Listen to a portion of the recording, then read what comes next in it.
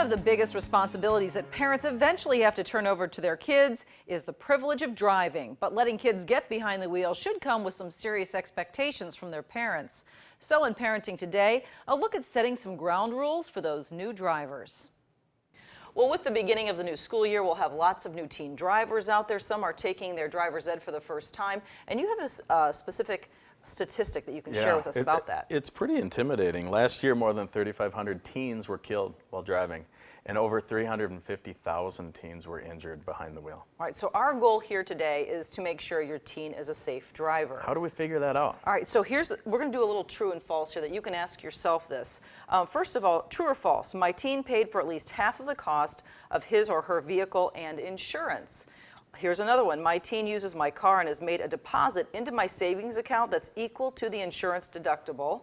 True or false? My teen is respectful and follows the rules of our home and his or her school. And then finally, you can ask yourselves, my teen handles frustrations well. He or she does not lose his or her temper easily. So now we're going to take those things that you've either answered true or false to and add to them some things we call lifesavers. So truly, they can be lifesavers for our kid.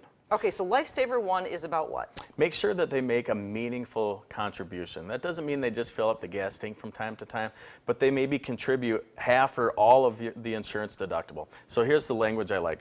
Martha, feel free to use the family car when we don't need it, and just as soon as you put in half of the deductible into our account. And it was just because they found that kids who are making that kind of a contribution to the vehicle tend to take care of it better too. When we're invested, we take care of things. Okay, now here's Lifesaver number 2, and this one is about the rules of the home kind of spilling out over the rules of the road. Yeah, I let kids drive when I don't have to worry about them following rules of the house or the rules at school. Because if they can take care of those two things, chances are good, it's not a guarantee, chances are good that's going to carry over to the road. So here's some language here that I like too.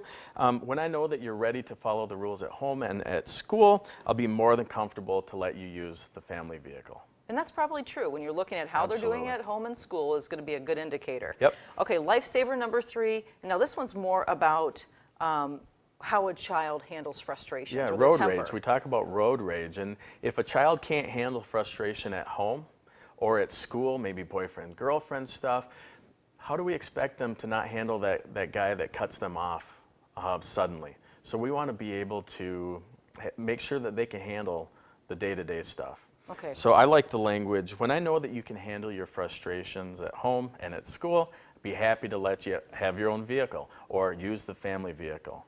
All right, so once again, you heard what that quiz was, what you answered true or false to, and use those as a guideline, especially if you have a new driver at your house. And here's to having a safe driver throughout the school year too. If you want more information about it, just go to news8000.com.